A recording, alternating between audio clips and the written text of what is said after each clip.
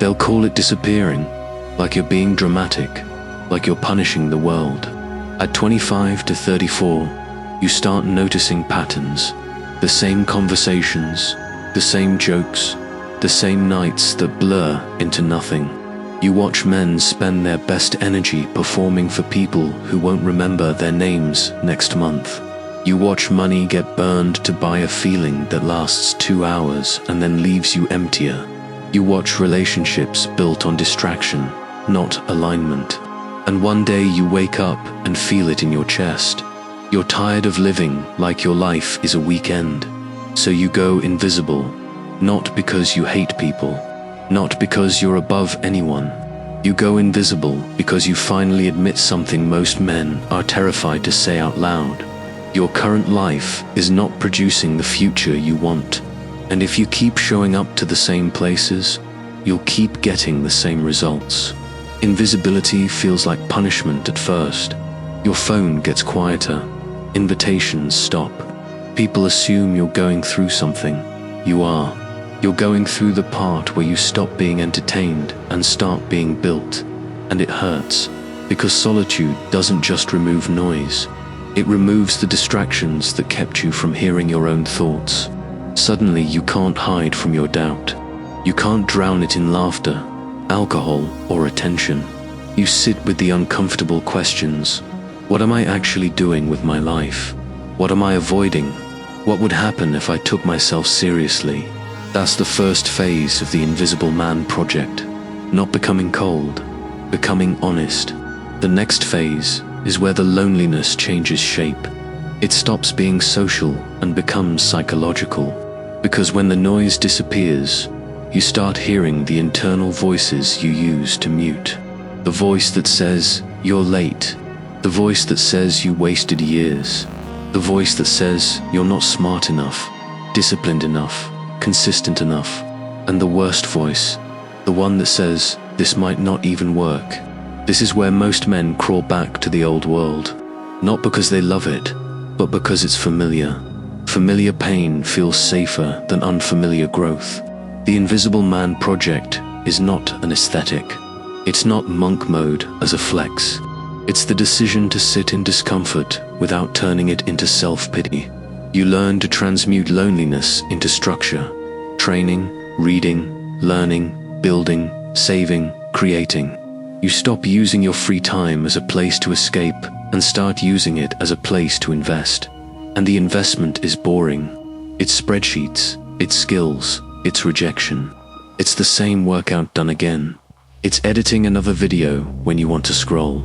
It's applying for opportunities and hearing nothing back.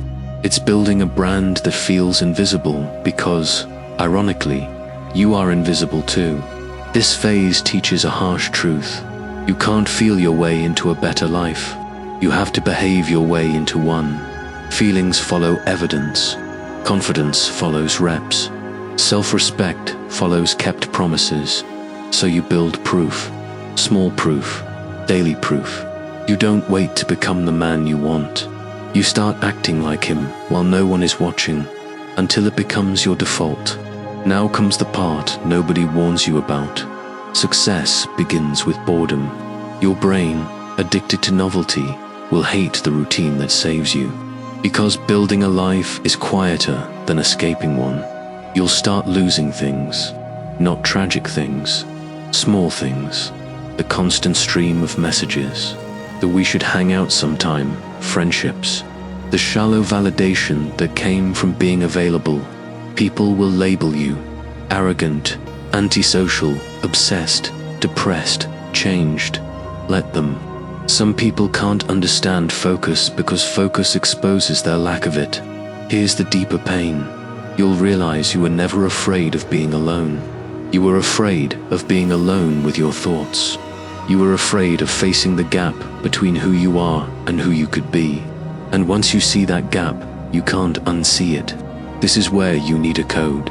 A set of rules you live by when your emotions become unreliable. A code like, I train even when I don't feel like it. I save before I spend. I build before I consume. I don't chase attention.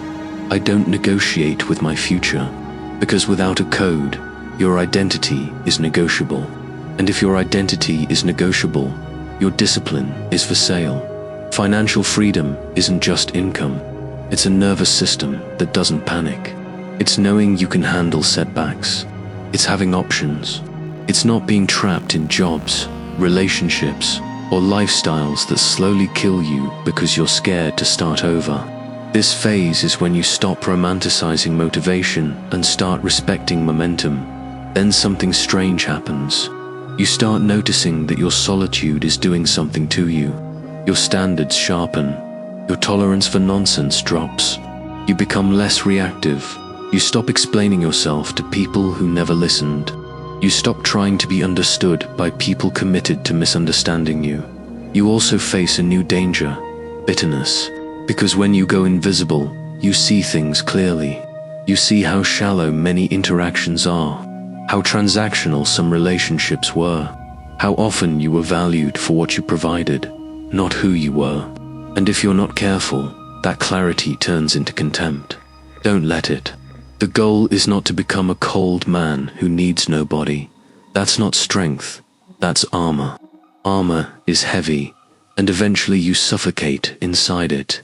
The goal is to become a capable man who chooses his connections instead of needing them.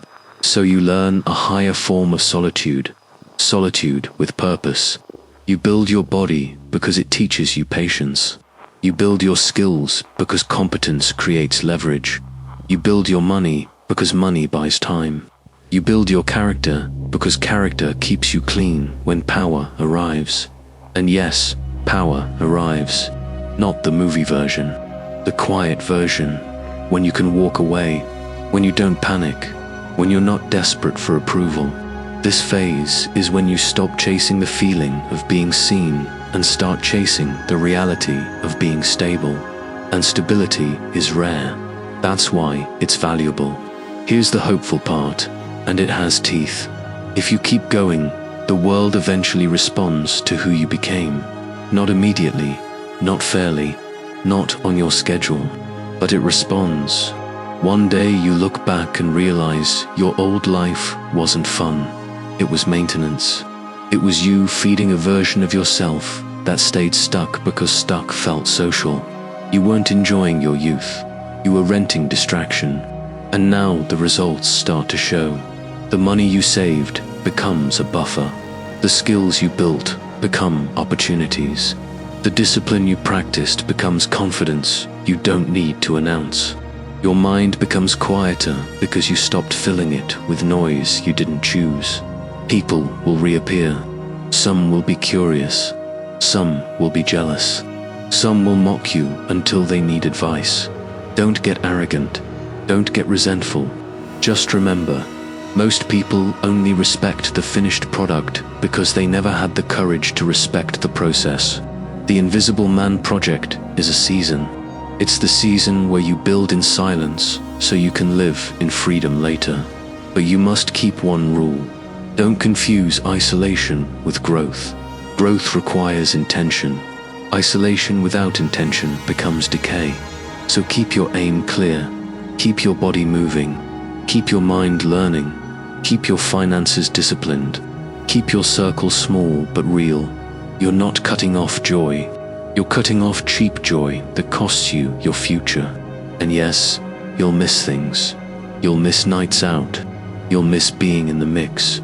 You'll miss easy validation. But you'll gain something rarer. Self-trust. The ability to say, I did what I said I'd do. That's the foundation of every form of freedom. Final question. Are you willing to stay invisible long enough to become undeniable? And disciplined enough to stay undeniable once you're finally seen?